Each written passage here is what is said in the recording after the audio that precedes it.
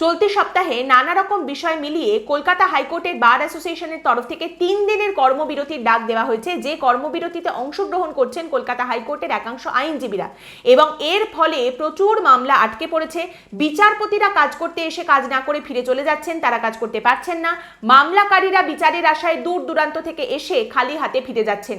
এই বিষয়টা নিয়ে এইবারে প্রকাশ্যে সমালোচনা করেছেন এবং বিরক্তি প্রকাশ করেছেন বিচারপতি জয়মাল্য বাগচি।